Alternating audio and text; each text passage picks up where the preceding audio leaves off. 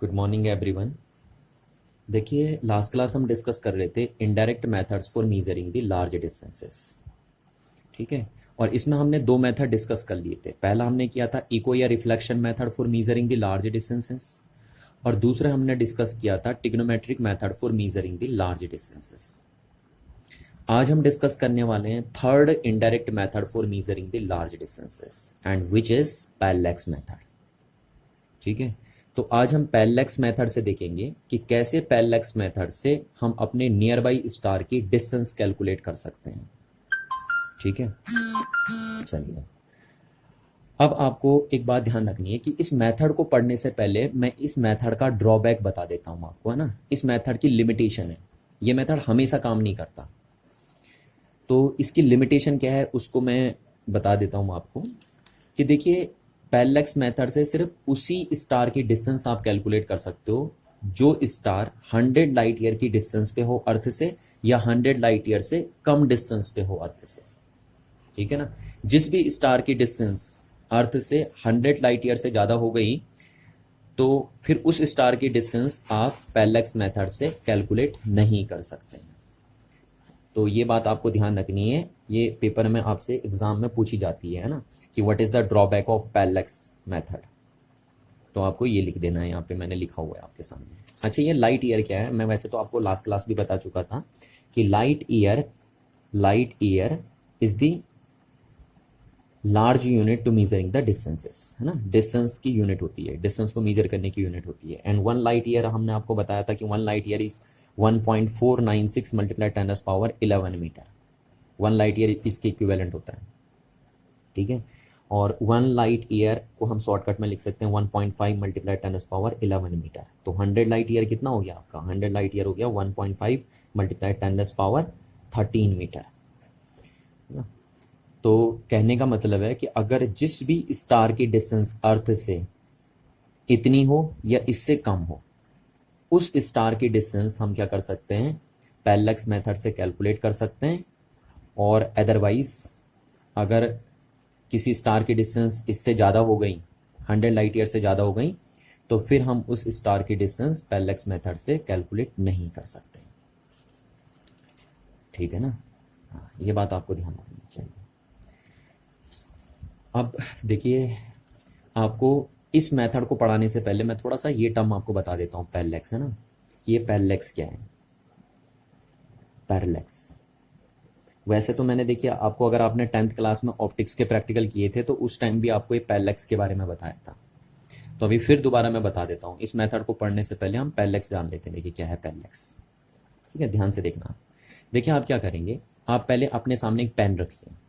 ठीक है, बिल्कुल बराबर में रखिए पेन, जैसे मैंने रखा है। बिल्कुल अपनी आईज, दोनों आईज के बीचों बीच में रखना आपको पेन को। ये रखा आपने पेन को। ठीक। अब आप अपनी लेफ्ट राइट आई को क्लोज कर दीजिए हाथ से। एक हाथ से अपनी राइट आई को आप क्या कर देंगे, क्लोज कर देंगे। तो आप पेन को अब किस आई से देखेंगे, लेफ्ट आई से देखेंगे। ठीक है। और जब आप लेफ्ट आई से इस पेन को देखेंगे तो ये आपको अपने राइट साइड में दिखेगी। ऐसा लगेगा कि पेन आपके राइट साइड में है। ठीक है। अच्छा, अब फिर आप क्या करिए, दोबारा क्या करिए, अब आप अपनी लेफ्ट आई को क्लोज कर दीजिए और पेन को राइट आई से देखिए। तो जब आप इस पेन को राइट आई से देखेंगे अपनी, तो आपको ये पेन अपने लेफ्ट में नजर आएगी। आएगी या नहीं आएगी, आप ये करके देख सकते हैं अपने घर में, है ना। चलिए, तो आप अगर इस पेन को डिफरेंट लोकेशन से देख रहे हैं, डिफरेंट लोकेशन मतलब कभी आप इसे लेफ्ट आई से देख रहे हैं और कभी आप इसे राइट आई से देख रहे हैं, तो ऐसा लग रहा है इस पेन की पोजीशन में चेंजेस आ गया है। आया नहीं आया, ऐसा लग रहा है आपको ना। रियल में आया नहीं है, ये पेन कहीं नहीं गया है ना, पेन वहीं पे है।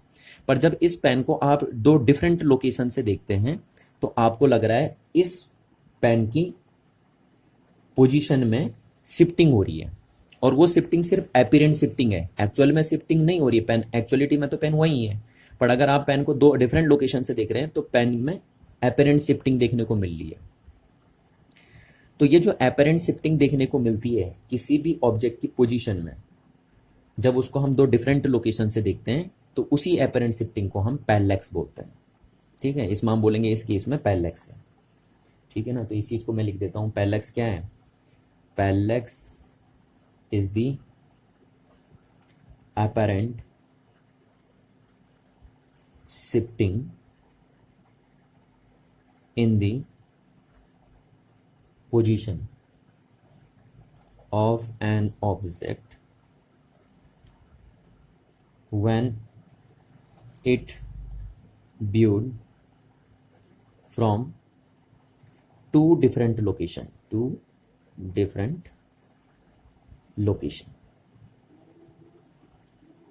समझ में आ रही ना बात? इसको बोलते हैं पैरेलैक्स। देखिए आपको बिल्कुल क्लियर बात समझ में आनी चाहिए ना कि एक ऑब्जेक्ट की पोजीशन में जब एपेरेंट शिफ्टिंग होती है उसको दो डिफरेंट लोकेशन से देखने पे, तो उसी चीज को हम क्या बोलते हैं? पैरेलैक्स बोलते हैं। जैसे इस पेन की हो रही है, देखिए यहाँ पे इस पेन को अगर हम देख रहे थे तो लेफ्ट आई से देख रहे थे तो राइट में दिख रही थी, और राइट आई से देख रहे हैं तो लेफ्ट में दिख रही है पेन। तो इस पेन को अगर हम दो डिफरेंट लोकेशन से देख रहे हैं तो इसकी पोजीशन में एपेरेंट शिफ्टिंग आ रही है, और ये जो एपेरेंट शिफ्टिंग है इस पेन की पोजीशन में, वही पैरेलैक्स बोला जाता है। तो आई होप आपको ये बात क्लियर हो गई होगी, है ना? अच्छा, अब जैसे सपोज देखो, आप क्या करिए, आप मून को ले लीजिए जैसे सपोज, ठीक है? ये देखिए मून है ना, ये मून है आसमान में जो आपको दिख रहा है मून। अब जब आप यहाँ पे रहते हैं, देखिए यहाँ पे, ठीक है, आप यहाँ पे खड़े हैं तो आपको मून अपने कहाँ नजर आ रहा है? राइट में, या ऐसे दिखता है आपको बार बार, है ना? जब आप आगे चलते हैं, देखिए आप अब यहाँ से देखेंगे मून को, यहाँ से देखेंगे तो आपको ऐसा लगता है मून यहाँ पे आ गया होगा, आता है ना? आपको ऐसे दिखाई देता है, देखा कि ऐसा लगता है कि मून भी आपके साथ साथ चल रहा होगा। दिखता है नहीं दिखता? देखिए ये बिल्कुल आपको दिखता है ऐसा ना, जैसे आप यहाँ पे होते तो आपको लगता है मून यहाँ पे, आप आगे चलते हो तो आपको लगता है मून यहाँ पे, आपके साथ साथ मून चलता है, ऐसा लग रहा है आपको। क्या मून चल रहा है कहीं? नहीं चल रहा ना। अच्छा, अब यहां से जब आपने देखा तो आपको मून कहाँ पे दिखाई दिया? अपने राइट साइड में। और जब आप यहां से देख रहे हैं तो भी आपको मून कहाँ दिखाई दे रहा है? अपने राइट साइड में। तो देखिए यहाँ पे ये ऑब्जेक्ट हो गया, और इस ऑब्जेक्ट को आप दो डिफरेंट लोकेशन से देख रहे हैं, तो हर बार ये आपको अपने राइट में दिख रहा है। जैसे पेन के केस में उल्टा हो रहा था, पेन को आप दो डिफरेंट लोकेशन से देख रहे थे तो वो अलग अलग जगह दिख रहा था, कभी लेफ्ट में दिख रहा था, कभी राइट में दिख रहा था आपके, है ना? पर ये जो मून है, अगर आप इसको इस लोकेशन से देखते हैं तो भी आप उसको राइट में देखेंगे अपने, और जब आप इस लोकेशन से मून को देखते हैं तो भी आपको मून अपने कहाँ दिखता है? राइट में दिखता है। तो यहाँ पे जो ऑब्जेक्ट है उसकी पोजीशन में एपेरेंट शिफ्टिंग नहीं हो रही है जब हम उसको दो डिफरेंट लोकेशन से देख रहे हैं, तो हम कहेंगे इस केस में नो पैरेलैक्स, कोई पैरेलैक्स नहीं है यहाँ पे। समझ में आ रही ना बात? इस केस में कोई पैरेलैक्स नहीं है। जबकि पेन के केस में क्या था? पैरेलैक्स था। पर ये मून के केस में क्या नहीं है? पैरेलैक्स नहीं है। ठीक है, तो अब यहां से देखिए आप एक बात, एक कंक्लूजन निकालिए। एक कंक्लूजन हम यहां से निकाल सकते हैं कि यानी हम बोलते हैं कि जो भी ऑब्जेक्ट हमारे नियर होते हैं ना, नियरर ऑब्जेक्ट जो भी होते हैं हमारे, नियरर ऑब्जेक्ट में पैरेलैक्स हमें देखने को मिलता है। देखने को मिलता है, नहीं देखना है? और जो फार ऑब्जेक्ट होते हैं हमारे, फार ऑब्जेक्ट जो होते हैं वहां पे हमें पैरेलैक्स देखने को नहीं मिलता है, वहां हम पैरेलैक्स नहीं होता है। तो इस बात को आप क्लियरली समझ लीजिए, ठीक है ना, कि फार ऑब्जेक्ट के साथ हमें पैरेलैक्स देखने को नहीं मिलता है और नियरर ऑब्जेक्ट के साथ हमें पैरेलैक्स देखने को मिलता है। तो ये बात आपको आई होप क्लियर हो जानी चाहिए यहाँ से। चलिए, अच्छा अब कुछ बात थोड़ा सा मैं और समझा देता हूँ आपको, है ना? अभी हम इस मेथड को डिस्कस नहीं कर रहे हैं, अभी थोड़ा सा देखिए हम कुछ और बातें आपको समझाने। देखिए जैसे सपोज एक ऑब्जेक्ट है, देखिए, है ना, ये एक ऑब्जेक्ट है और ये ग्राउंड है आपका। अब देखिए किसी ऑब्जेक्ट का छोटा होना या बड़ा होना ये इस बात पे डिपेंड करता है कि आप उसको कहां से देख रहे हैं। ठीक है ना? आप देखिए इस ऑब्जेक्ट को नजदीक से देखेंगे तो आपको बड़ा दिखेगा, और अगर आप इस ऑब्जेक्ट को दूर से देखेंगे तो आपको ये छोटा दिखेगा। तो किसी ऑब्जेक्ट का छोटा होना या बड़ा होना इस बात पे डिपेंड करता है कि आप उसको कहां से विजुअलाइज कर रहे हैं। ठीक है ना? अच्छा, अब देखिए सपोज देखिए हम यहाँ पे यहाँ पे खड़े हैं ना, यहाँ पे खड़े हैं और यहाँ से हम इस ऑब्जेक्ट को देख रहे हैं, तो हमें देखिए ये दिख रहा है, यहाँ से हम रे डालेंगे ये, तो ये एंगल हमने बनाया यहाँ पे, सपोज ये θ1 हो गया। तो कोई भी ऑब्जेक्ट हमारी आई के साथ जो एंगल बनाता है उसको हम बोलते हैं विजन एंगल, इसको हम बोल देंगे विजन एंगल। ध्यान रखना, ठीक है ना? ये देखिए यहाँ पे बना, ये हमारी आई है और ये ऑब्जेक्ट है ना, ये ऑब्जेक्ट है ये। तो कोई भी ऑब्जेक्ट हमारी आई के साथ जो एंगल फॉर्म करता है उसको हम बोलते हैं विजन एंगल। ठीक हो गया? चलिए, अब देखिए यहाँ पे विजन एंगल ये θ1 है। अब अगर हम यहाँ पे खड़े हैं तो हमारी आई भी यहाँ पे आ जाएगी, आएगी नहीं आएगी? और अगर अब हम यहाँ से देखेंगे इस ऑब्जेक्ट को, देखिए ये देखिए यहाँ से देख रहे हैं, ठीक है। तो अब विजन एंगल ये बना, तो इसको हमने θ2 नाम दे दिया, यहाँ पे ये विजन एंगल है। तो देखिए आप देख पा रहे हैं ये यहाँ पे ये विजन एंगल बना, ठीक है ना। तो कह रहा हूं मैं क्या है, विजन एंगल क्या होता है, the angle subtended by an object with our eye. हमारी आई के साथ जो भी एंगल बनाता है कोई ऑब्जेक्ट, उसी को आप विजन एंगल बोलते हैं। तो यहाँ पे देखिए, अगर आप यहाँ से देख रहे हैं तो विजन एंगल कुछ और है, और जब आप ये इस लोकेशन से देख रहे हैं इस ऑब्जेक्ट को, तो विजन एंगल कुछ और है, ठीक है। तो देखिए विजन एंगल कौन सा बड़ा है, आप यहाँ क्लियरली बोल सकते हैं, आपको यहाँ दिखाई दे रहा है θ1 इज ग्रेटर देन θ2। ये वाला एंगल बड़ा होगा ना, और ये एंगल छोटा होगा, आप चाहे तो मीजर करके देख सकते हैं, ठीक है। तो देखिए विजन एंगल अगर बड़ा है तो ऑब्जेक्ट बड़ा दिखाई देगा आपको। देखो अगर आप यहाँ से देखेंगे तो बड़ा दिखाई देगा ना, और यहाँ से देखेंगे तो छोटा दिखाई देगा आपको ऑब्जेक्ट। तो अब हम बोल रहे हैं कि कोई भी ऑब्जेक्ट हमें बड़ा तब दिखाई देगा जब हमारा विजन एंगल बड़ा होगा, है ना। वो ऑब्जेक्ट अगर हमारी आई के साथ विजन एंगल बड़ा बना रहा है तो हमें ऑब्जेक्ट बड़ा दिखेगा, और अगर कोई ऑब्जेक्ट हमारी आई के साथ विजन एंगल कम बना रहा है तो ऑब्जेक्ट हमें छोटा दिखाई देगा, ठीक है।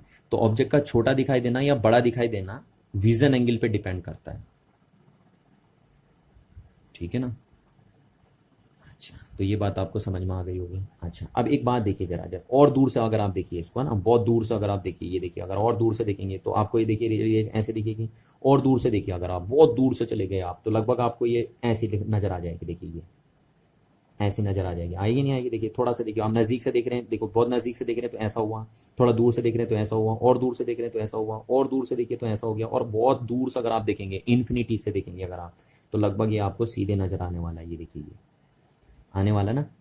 तो इसीलिए हम कहते हैं, आपने ये 10th क्लास में सुना होगा, आपको टीचर ने बताया भी था और मैंने भी बताया था आपको ना, कि कोई भी रेस जो इन्फिनिटी से आती है उनको हम पैरेलल ट्रीट कर सकते हैं। देखिए है ना, ये देखिए ये आई ना, ये कहाँ जा रही है, इन्फिनिटी से, है ना, इन्फिनिटी पे जा रही है ये। तो जो भी रेस इन्फिनिटी से आती हैं उनको हम पैरेलल ट्रीट कर सकते हैं।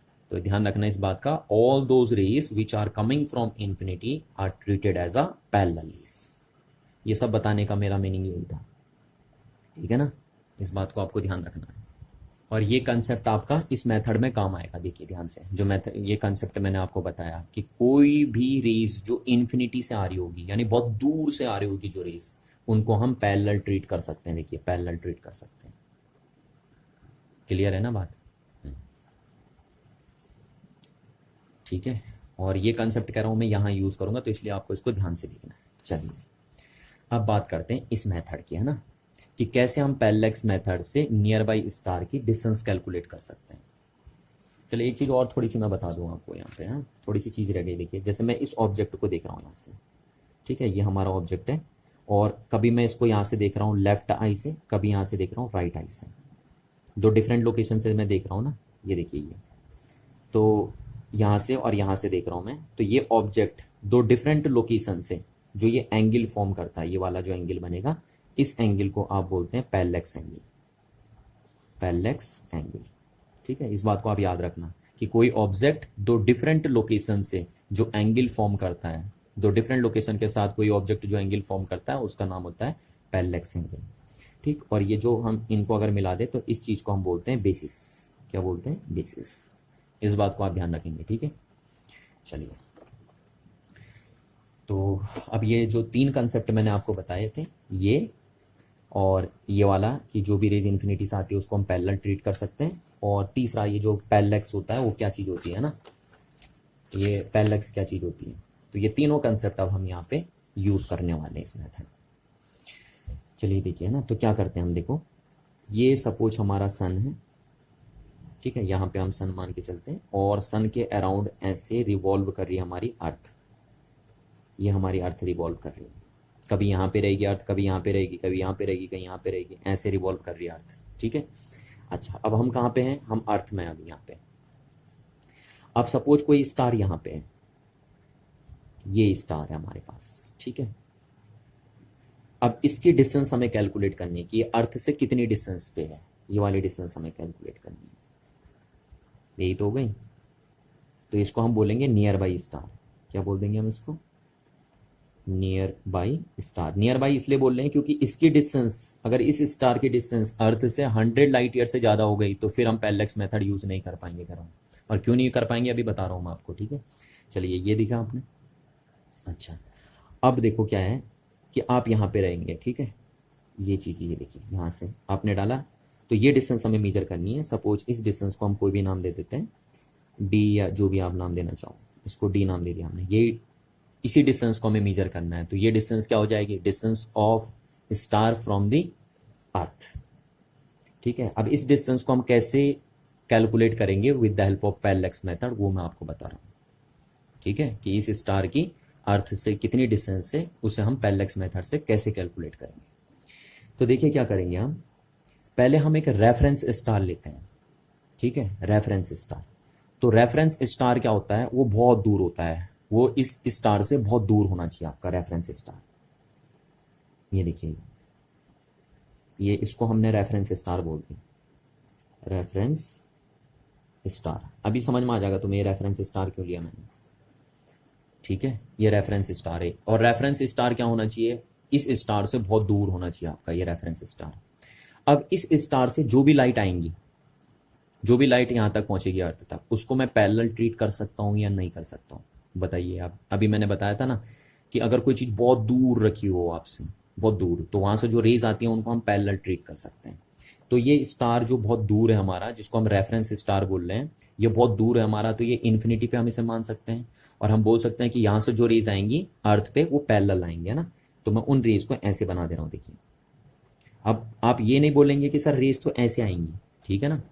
हम उनको ऐसे ट्रीट कर सकते हैं क्योंकि ये यहाँ पे थोड़ी ना है आपका, ये तो बहुत दूर है ना। अब मैं यहाँ कॉपी में कैसे समझाऊंगा आपको, आप समझिए इस बात को, ये बहुत दूर है। तो वहाँ से जो रेज आएंगे उनको हम पैरेलल ट्रीट कर सकते हैं। देखिए पैरेलल आ रही है ऐसे, इस तरीके से आ रही है रेज यहाँ से, इस स्टार से। क्लियर है बात ये। तो ये रेज कहाँ से आ रही है, कमिंग फ्रॉम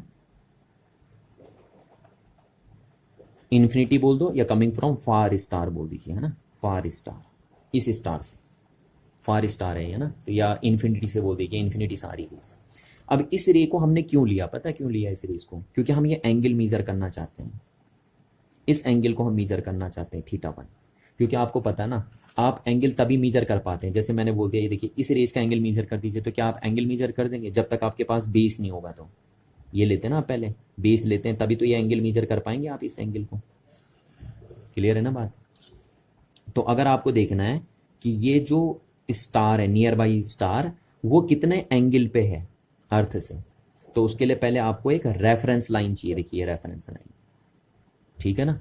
तो ये हमने मीजर कर देना, ये वाला एंगल θ1 एंगल, ठीक। जैसे कुछ भी ले लो आप, कोई भी एपरेटस ले सकते हो आप, बिनाकुलर से ले सकते हो या टेलीस्कोप ले सकते हो, कुछ भी, कोई भी एपरेटस लीजिए और उसकी हेल्प से ये θ1 एंगल मीजर कर लीजिए, ठीक है ना।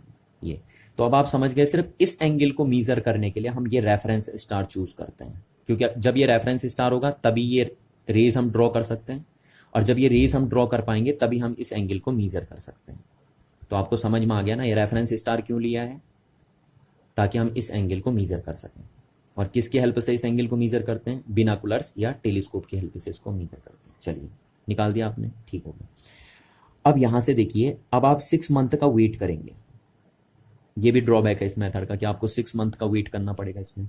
तो अब आप 6 मंथ का वेट करेंगे और 6 मंथ बाद ये अर्थ आपकी यहाँ पहुंच जाएगी। देखिए यहाँ पे पहुंचेगी ना। अच्छा, फिर जब आप यहाँ पे पहुंचोगे तो उस टाइम इस स्टार से रेज आ रही होगी ऐसे, ये, और ये डिस्टेंस अप्रोक्सीमेटली इक्वल हो गया ना। ये डी है तो ये भी डी होगी, देखिए, ठीक है ना। ये चीज 6 महीने बाद यहाँ पे पहुंच जाएगी ना आपकी अर्थ। अब देखो, ये रेफरेंस स्टार से जो रेज आ रही होगी वो ऐसे आ रही होंगी ना, वो तो पैरेलल ही आ रही होंगी हमेशा, ऐसे ऐसे पैरेलल आ रही होंगी, क्योंकि ये रेफरेंस स्टार बहुत दूर है और दूर से जो रेज आती है कह रहा हूँ मैं, वो पैरेलल आती हैं। तो इसको भी हम बोलेंगे ये कहाँ से आ रही है, कमिंग फ्रॉम फार स्टार, इसीलिए तो हम इसको नियर बाई स्टार बोल रहे हैं। तो ये फार स्टार। अच्छा, अब इसको बनाने का मतलब क्या है ना, इसको बनाने का मतलब है हम इस एंगल को मीजर करना चाह रहे हैं। देखिए इस एंगल को, ठीक, और इस एंगल को भी हम बाइनोकुलर्स या टेलीस्कोप से मीजर कर लेंगे, और ये एंगल सपोज θ2 हो गया। क्लियर है ना बात, ये एंगल कितना हो गया, θ2 हो गया। तो अब आप समझ रहे हो कि इस θ2 एंगल को हम तभी मीजर कर सकते हैं जब हमारे पास ये लाइन हो, और ये लाइन तभी हमारे पास आ सकती है जब हम एक रेफरेंस स्टार चूज करेंगे, ठीक है ना। और ये रेफरेंस स्टार कह रहा हूँ इन्फिनिटी पे होना चाहिए, बहुत दूर होना चाहिए आपका।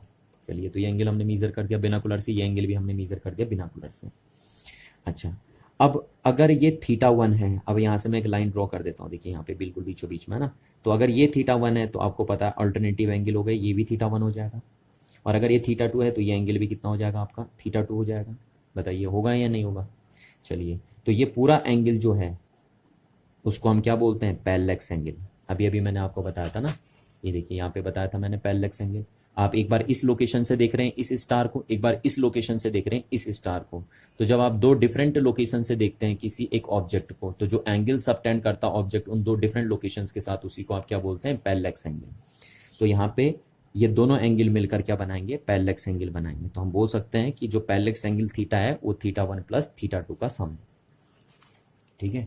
और इन दोनों एंगल को हम मेजर कर सकते हैं, कह रहा हूँ, टेलीस्कोप और बाइनोकुलर्स की हेल्प से। चलिए, इतनी बात क्लियर हो गई आपकी, है ना।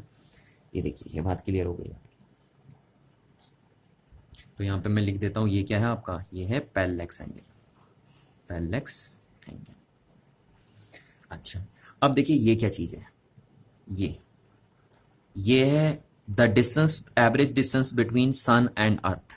अर्थ और सन के बीच की डिस्टेंस हो, और जो अर्थ और सन के बीच की एवरेज डिस्टेंस होती है उसको हम बोलते हैं 1 एस्ट्रोनॉमिकल यूनिट। ये मैंने आपको लास्ट क्लास बताई थी, देखिए बात, कि the average distance between sun and earth is known as 1 astronomical unit. तो अगर हम यहाँ से ज्वाइन कर दें तो ये 1 एस्ट्रोनॉमिकल यूनिट हो गई, और ये भी 1 एस्ट्रोनॉमिकल यूनिट हो गई। तो ये यहाँ से यहाँ तक कितनी हो गई आपकी, 2 एस्ट्रोनॉमिकल यूनिट हो गई, हो गई नहीं हो गई, 2 एस्ट्रोनॉमिकल यूनिट। चलिए, ये बात हो गई आपकी क्लियर। तो ये 2 एस्ट्रोनॉमिकल यूनिट हो गई आपकी।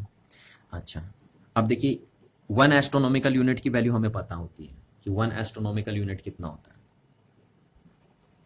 तो 1 एस्ट्रोनॉमिकल यूनिट की वैल्यू होती है आपकी 1.5 मल्टीप्लाई 10⁻11 मीटर। क्लियर है ना बात।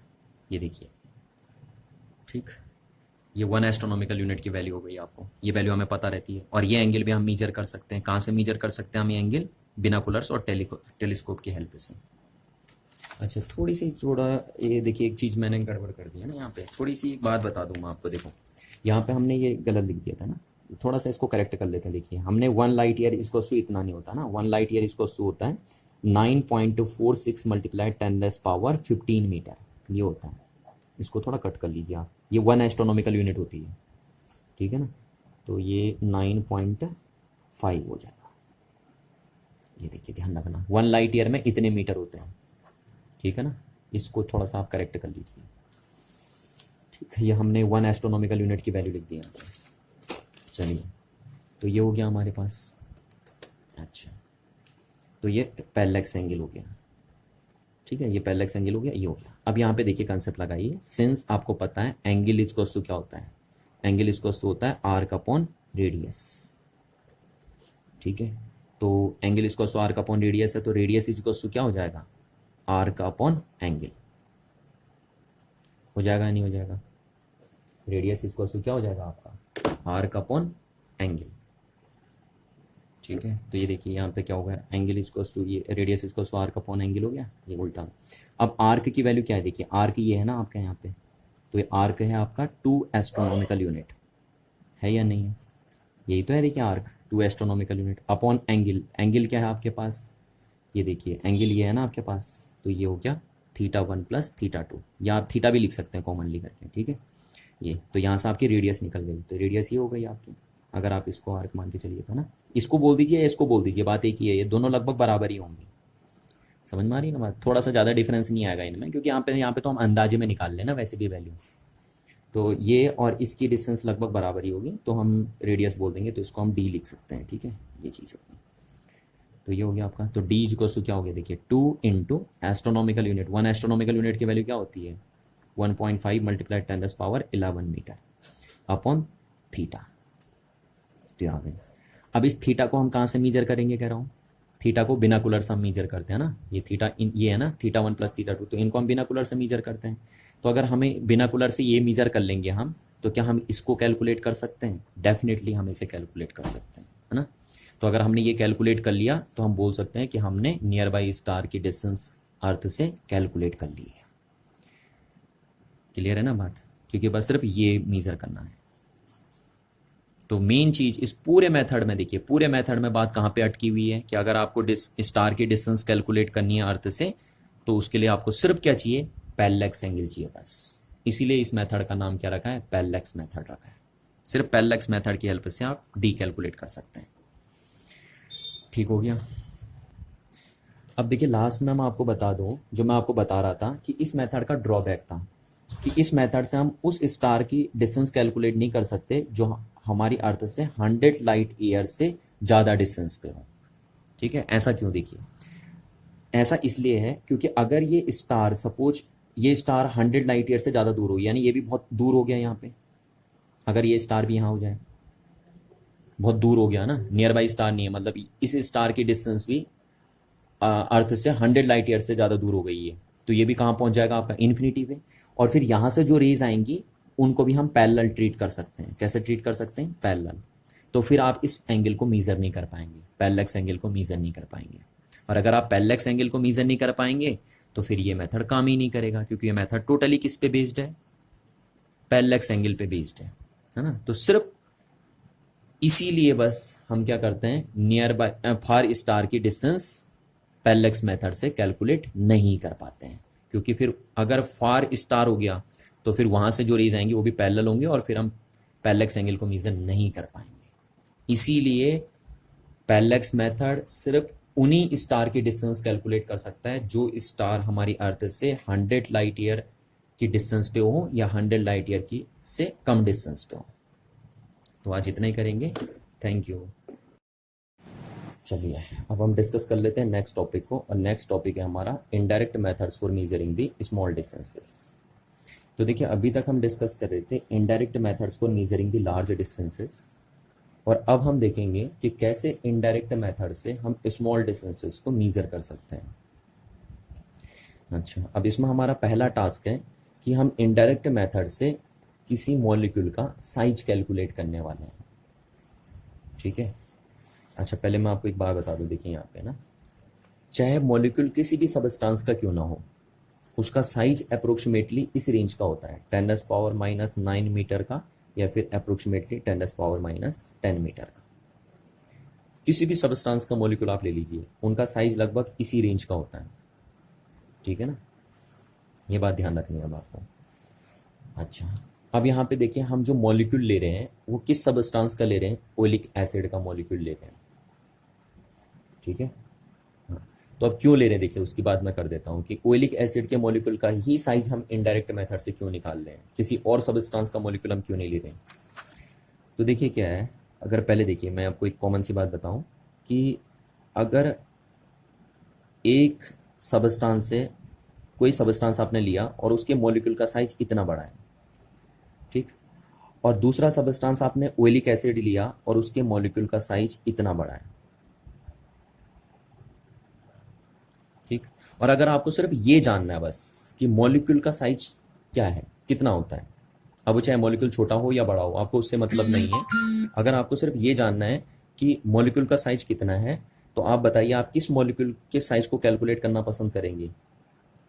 इस सबस्टांस के मॉलिक्यूल के साइज को कैलकुलेट करना पसंद करेंगे या ओलिक एसिड के मॉलिक्यूल का साइज कैलकुलेट करना पसंद करेंगे? ओबियसली है, हम इसके साइज को कैलकुलेट करना पसंद करेंगे क्योंकि ये साइज में बड़ा है और बड़ी चीज़ों को हम इजीली मेजर कर सकते हैं। इसलिए यहाँ पर हम किस के मॉलिक्यूल का साइज कैलकुलेट कर रहे हैं? ओलिक एसिड के मॉलिक्यूल का साइज कैलकुलेट कर रहे हैं। तो यहाँ पे हम सिंपली कह सकते हैं कि here we take a oleic acid molecule because its molecule is quite large. ठीक है। And second things, it is easily form a monolayer of molecules on any surface. इस बात का भी आप ध्यान रखना। अभी आपको थोड़ा सा ये बात समझ में नहीं आ रही होगी मोनोलेयर क्या चीज़ है ना, तो अभी बता रहा हूँ मैं आपको, उस बात की आपको टेंशन नहीं लेनी है। बट फिलहाल ये ध्यान रखना कि जो ओलिक एसिड के मॉलिक्यूल्स हैं वो एक तो साइज में बड़े होते हैं, इसलिए हम यहाँ पे ओलिक एसिड के मॉलिक्यूल का साइज निकाल रहे हैं, और दूसरा उनके अंदर एक क्वालिटी होती है कि वो इजीली मोनोलेयर फॉर्म कर सकते हैं।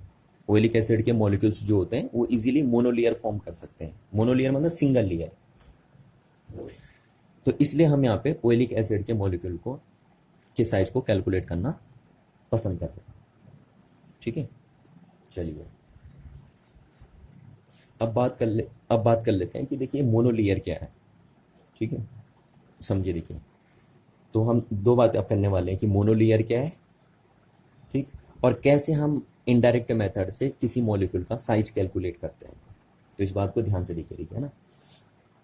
सपोज देखिए मेरे पास एक सरफेस है, ठीक, कोई एक सरफेस है, और इस सरफेस पे मैंने कोई ऐसा सबस्टांस मतलब लिक्विड टाइप का सबस्टांस रख दिया ना, जिसके मॉलिक्यूल थोड़ा सा क्या है ना, हाईली कंसंट्रेट है। ये देखिए, ये रख दिया मैंने, ये मॉलिक्यूल है हाँ, जो मैं बना रहा हूँ गोली गोली टाइप के, ये मॉलिक्यूल है, किसी भी सबस्टांस के मॉलिक्यूल है। ये ऑयलिक एसिड के ही ले लो आप, है ना, ये ऑयलिक एसिड के मॉलिक्यूल है ऐसे, ये ठीक है। ये देखिए ऐसे एक के ऊपर एक। तो अगर ऑयलिक एसिड का कंसंट्रेशन हाई होगा, हाई कंसंट्रेशन होगा, तो देखिए यहाँ पे 1 लेयर, 2 लेयर, 3 लेयर, ऐसे 4 लेयर, ऐसे 5 लेयर बनेगी नहीं बनेगी, है ना। जब किसी भी सबस्टांस का कंसंट्रेशन हाई होता है तो मल्टी लेयर फॉर्म कर सकता है।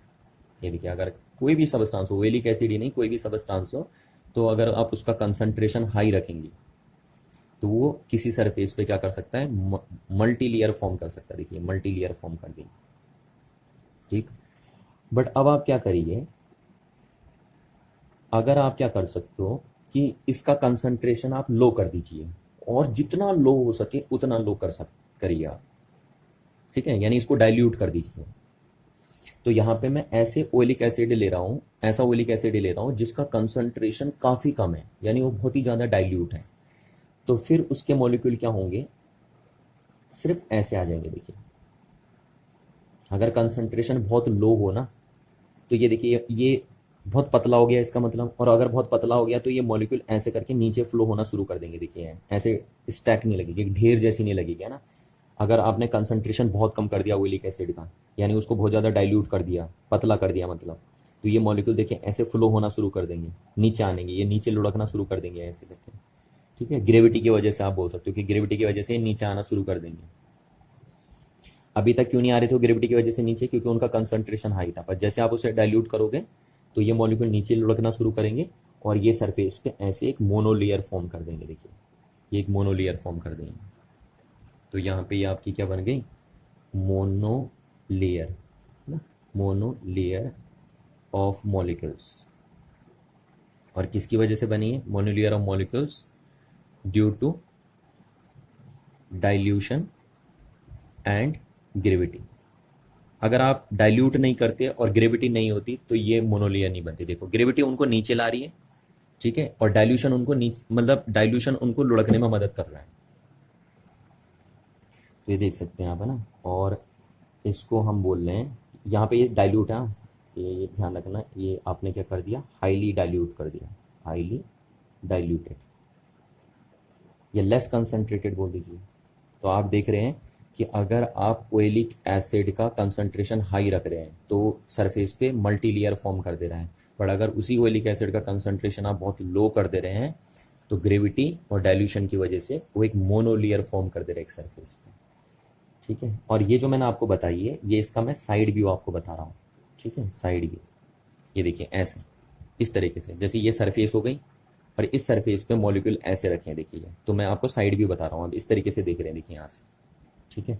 अब इसका मैं टॉप व्यू बताता हूँ आपको कि जब आप ऊपर से देखेंगे तो कैसे दिखेगा ये, है ना। तो टॉप व्यू में आपको कुछ ऐसे दिखेगा, देखिए ध्यान से, ठीक। ये तो हमने अभी साइड व्यू दिखाया, जब आप इधर से देखेंगे, इधर से देखेंगे, या इधर से देखेंगे, या इधर से देखेंगे, पर अगर आप ऊपर से देखेंगे तो आपको कुछ ये ऐसे नजर आएगा। देखिए ये है मॉलिक्यूल्स, है ना,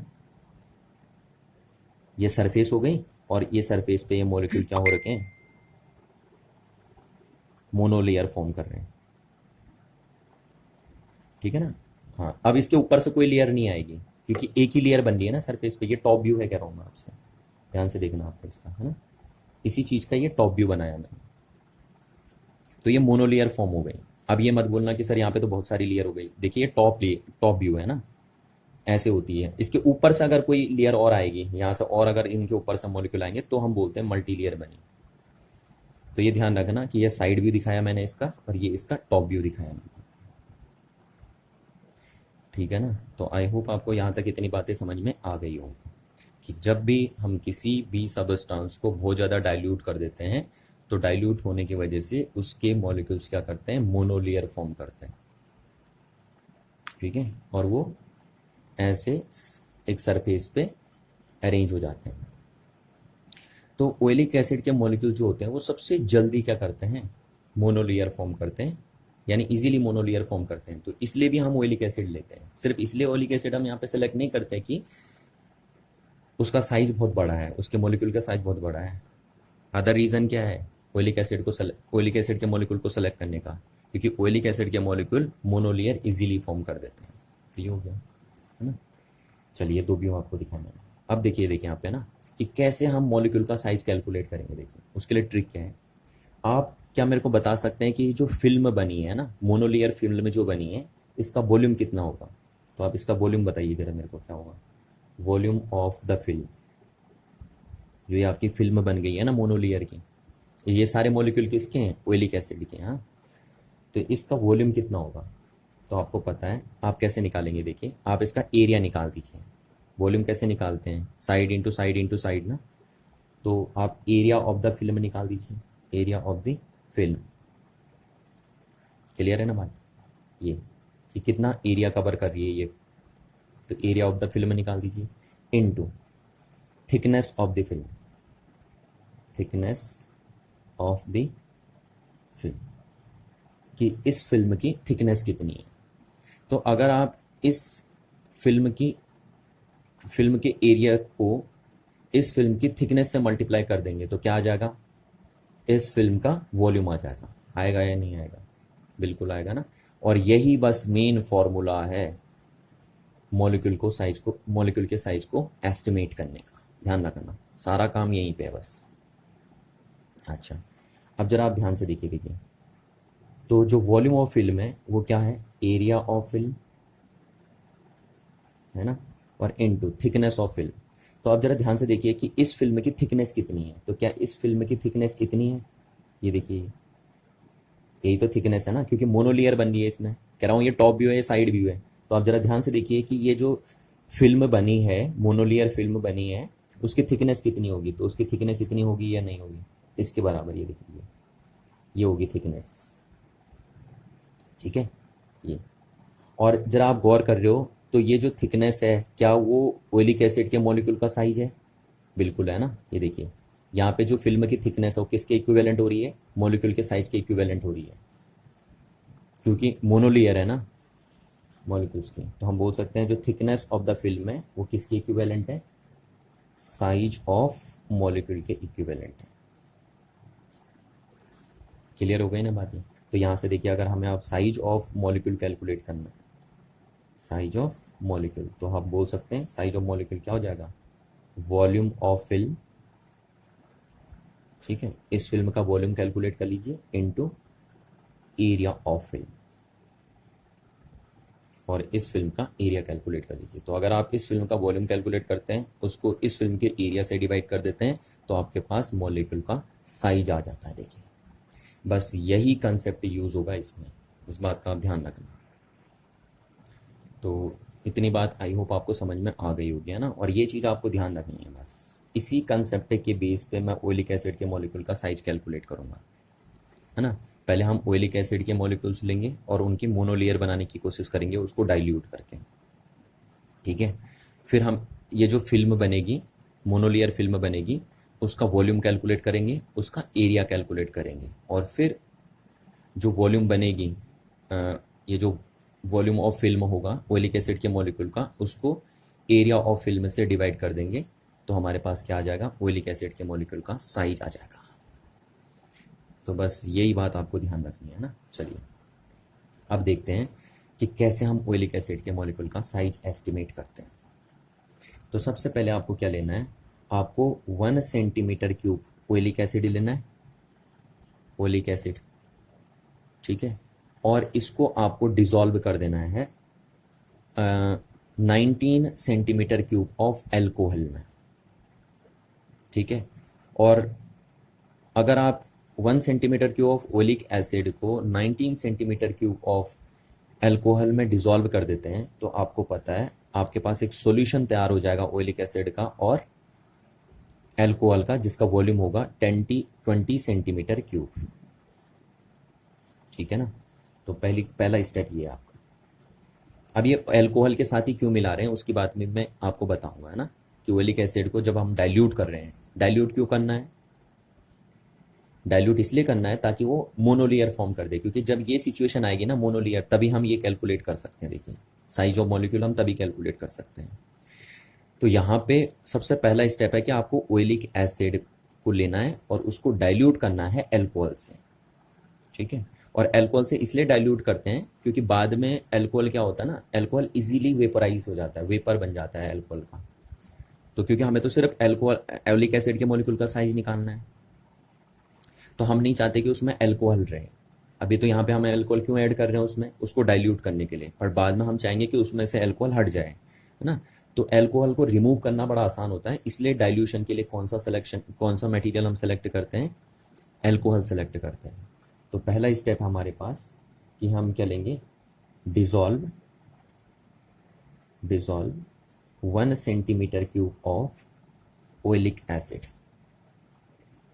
इन अल्कोहल। ठीक है, अल्कोहल में मिला देना है।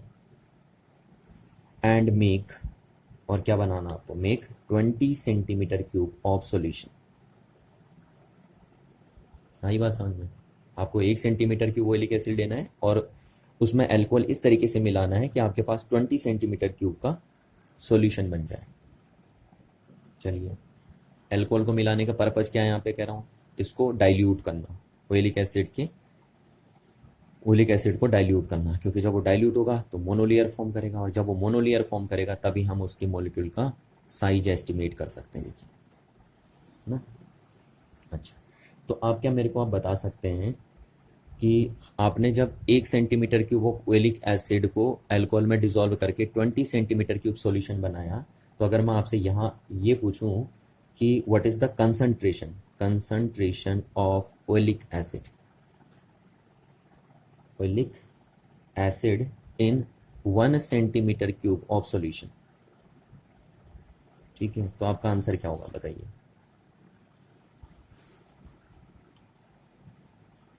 कितना कंसंट्रेशन होगा ओलिक एसिड का 1 सेंटीमीटर क्यूब ऑफ सॉल्यूशन में? तो मैं ये बोल सकता हूँ, देखिए 1/20 सेंटीमीटर क्यूब होगा या नहीं होगा, क्योंकि आपको पता ना 1 सेंटीमीटर 20 सेंटीमीटर क्यूब में 20 सेंटीमीटर क्यूब सॉल्यूशन में 1 सेंटीमीटर क्यूब ओलिक एसिड है। तो इसका मतलब ये है कि 1 सेंटीमीटर क्यूब सॉल्यूशन में कितना ओलिक एसिड होगा, 1/20 सेंटीमीटर क्यूब ओलिक एसिड होगा। ठीक हो गया, ये हो गया आपका। अब आप क्या करेंगे, अब आप जो सॉल्यूशन बनाना उसको, ओलिक एसिड का सॉल्यूशन बन गया अल्कोहल के साथ अब आपके पास, अब आप उस सॉल्यूशन को और ज़्यादा डाइल्यूट करने की कोशिश करेंगे। जितना डाइल्यूट हो सके उतना डाइल्यूट आप उसे करिए, क्योंकि आप मोनोलेयर तभी फॉर्म कर पाएंगे, है ना, ध्यान रखना चीज़ का।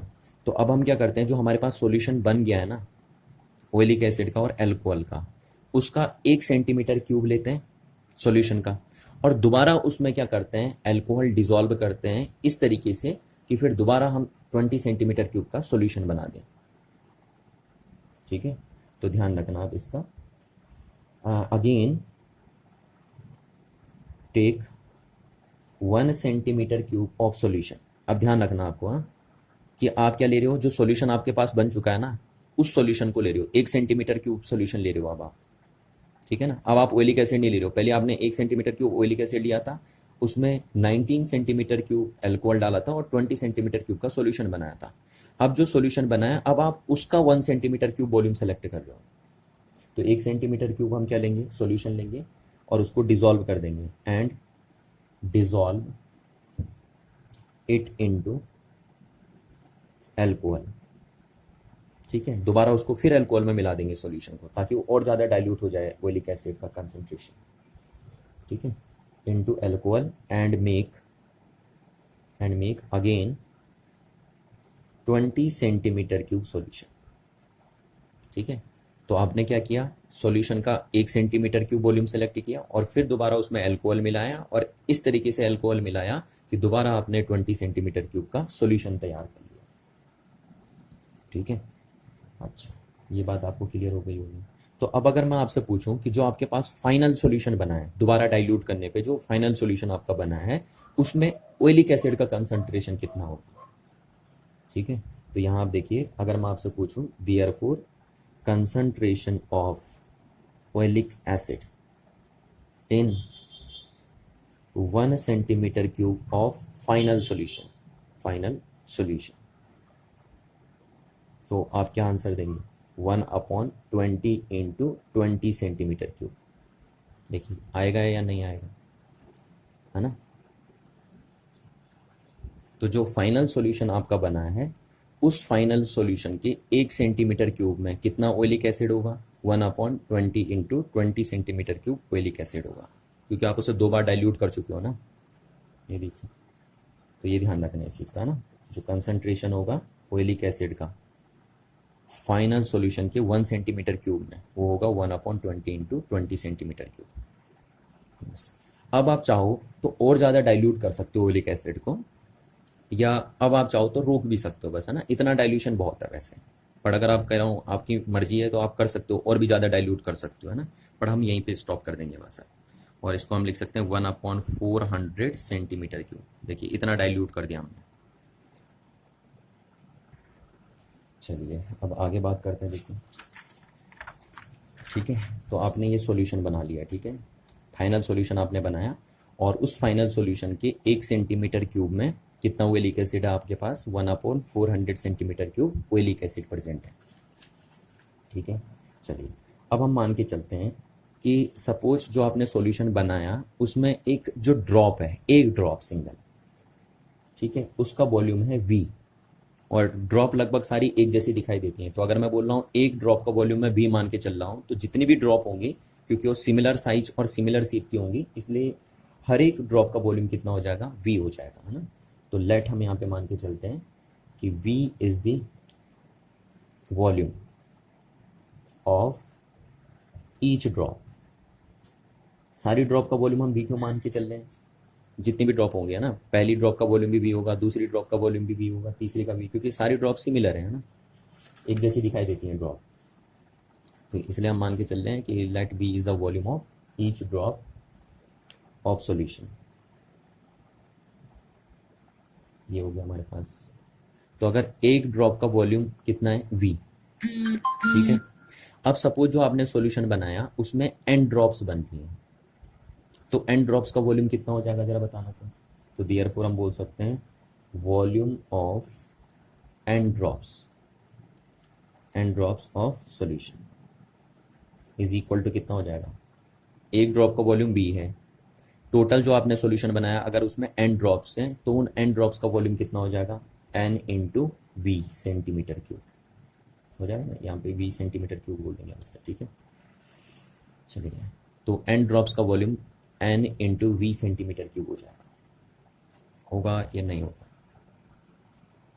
ठीक है, तो इस बात को आपको ध्यान रखना है कि जो आपने सॉल्यूशन बनाया उसमें अगर n ड्रॉप्स हैं, तो उन n ड्रॉप्स का वॉल्यूम कितना हो जाएगा, NV सेंटीमीटर क्यूब हो जाएगा।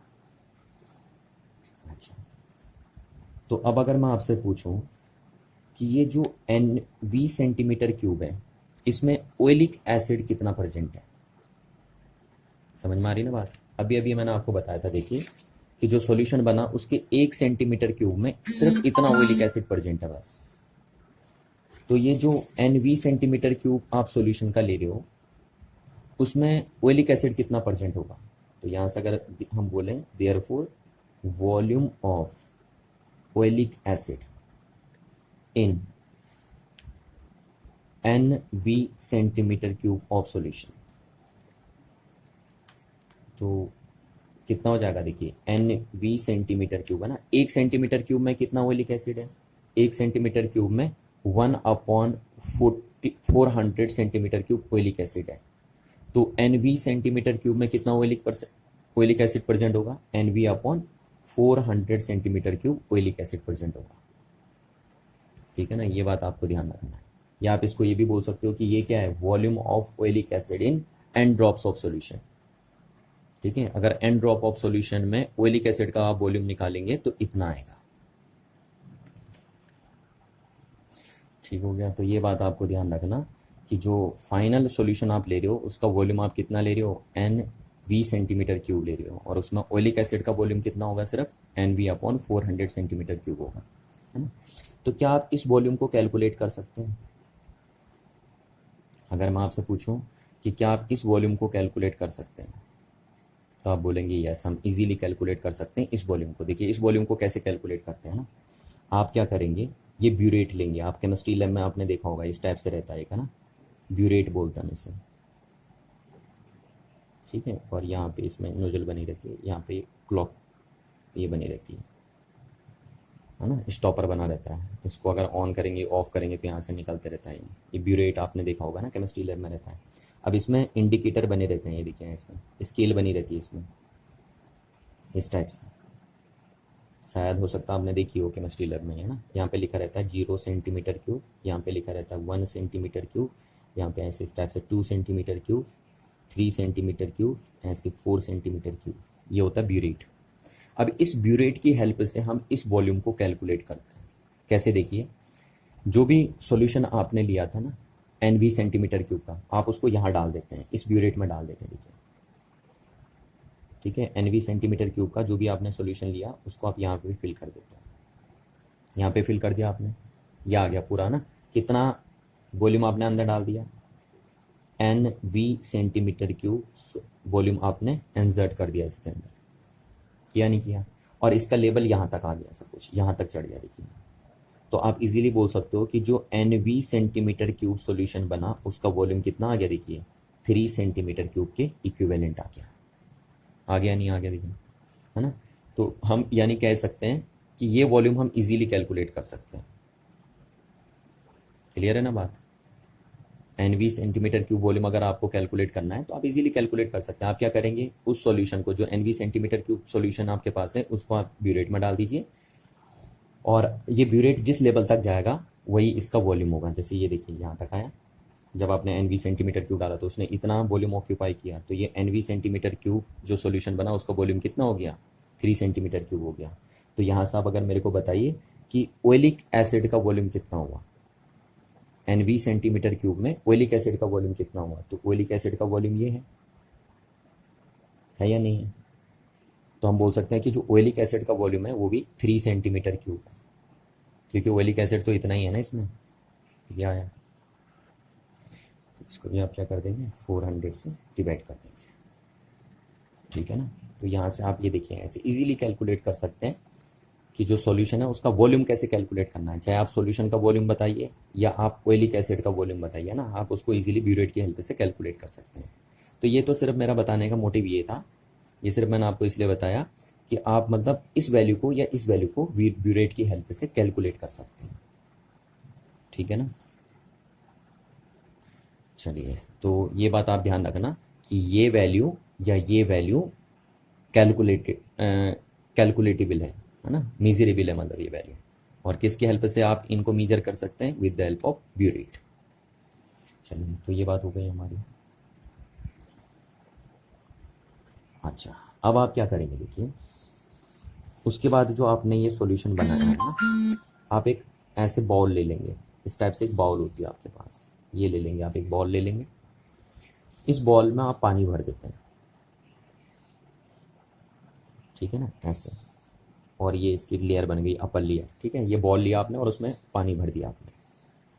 अच्छा, अब जब आप इसमें पानी भरते हैं तो आप सबसे पहले क्या करते हैं, आप इसके ऊपर यहाँ पे ये जो पानी की अपर लेयर बनी आपकी, उसके ऊपर आप पोरिंग करते हैं लाइकोपोडियम पाउडर के।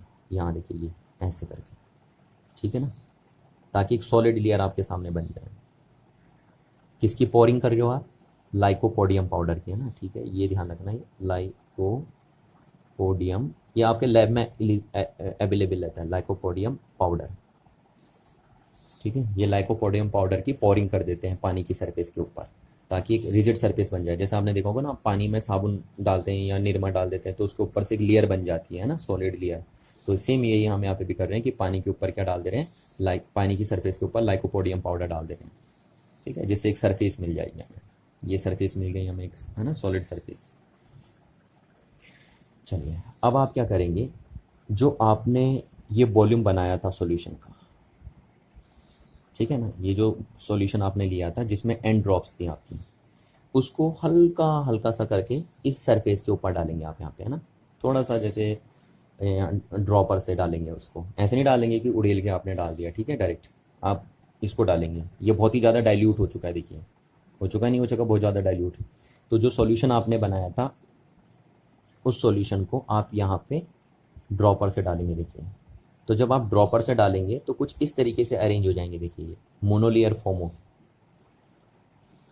होगी नहीं होगी। ये किसके मॉलिक्यूल है, ओइलिक एसिड के मॉलिक्यूल है और एल्कोहल के मॉलिक्यूल होंगे, ध्यान रखना ना, क्योंकि सॉल्यूशन के अंदर दोनों चीज़ें हैं, ओइलिक एसिड भी है और एल्कोहल भी है। तो जब आप यहाँ ड्रॉपर से जो आपने सॉल्यूशन बनाया उसको डालेंगे तो ये मॉलिक्यूल्स मोनोलेयर फॉर्मेशन में आ जाएंगे, देखिए मोनोलेयर फॉर्म करेंगे, क्योंकि आपने उसको बहुत ज़्यादा डाइल्यूट कर दिया था, नहीं कर दिया था। अब इसमें किसके मॉलिक्यूल भी होंगे आपके, एल्कोहल के भी होंगे और ओइलिक एसिड के मॉलिक्यूल भी होंगे, बट हमें सिर्फ किसका साइज निकालना है, ओइलिक एसिड के मॉलिक्यूल का साइज निकालना है। तो हम चाहते हैं कि इसमें एल्कोहल के मॉलिक्यूल ना रहें। तो जैसे ही आप लाइकोपोडियम पाउडर के ऊपर ड्रॉपर से ये सॉल्यूशन डालने लगते हो ना, तो पता क्या होता है, इसमें जो एल्कोहल के मॉलिक्यूल हैं वो वेपर बनने लग जाते हैं, ये देखिए वेपर बन के बाहर आने लग जाते हैं, वेपराइज हो जाते हैं, वेपराइज हो जाते हैं। किसके मॉलिक्यूल, एल्कोहल के मॉलिक्यूल, ठीक है ना। यही तभी हम लाइकोपोडियम पाउडर भी डालते हैं। दो काम करता है लाइकोपोडियम पाउडर, एक तो क्या करता है, रिजिड सरफेस देता है ओइलिक एसिड के मॉलिक्यूल ताकि सरफेस पे रह पाए ऐसे करके, और दूसरा काम इसका होता है कि जैसे ही एल्कोहल के मॉलिक्यूल लाइकोपोडियम पाउडर के ऊपर पड़ते हैं तो वेपराइज हो जाते हैं। समझ में आ रही ना बात। हाँ, तो इस बात का आप ध्यान रखना कि जैसे जैसे आप डालते रहते हो ड्रॉपर से सॉल्यूशन को, वैसे वैसे ही उसी टाइम, ठीक उसी टाइम एल्कोहल के मॉलिक्यूल क्या होने लग जाते हैं, वेपराइज होने लग जाते हैं।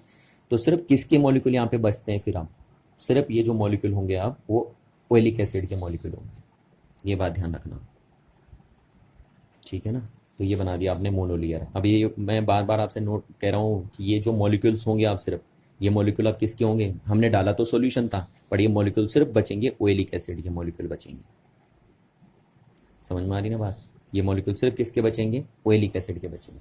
क्यों, क्योंकि जैसे आप ड्रॉपर से डाल रहे हो एल्कोहल के मॉलिक्यूल तो वेपर हो जा रहे हैं, जैसे वो लाइकोपोडियम पाउडर के कॉन्टैक्ट में आ रहे हैं, तो है ना, तो वेपराइज हो जा रहे हैं। तो सिर्फ ये ओइलिक एसिड के मॉलिक्यूल बचेंगे और जिन्होंने मोनोलेयर फॉर्म कर दी है। तो ये इसका साइड व्यू मैं आपको दिखा रहा हूँ, ठीक है। और अब इसका मैं टॉप व्यू बनाऊँ तो टॉप व्यू में आपको ये कुछ ऐसा दिखेगा, देखिए ये इस टाइप से ये ओइलिक एसिड के मॉलिक्यूल अरेंज हो रहे होंगे।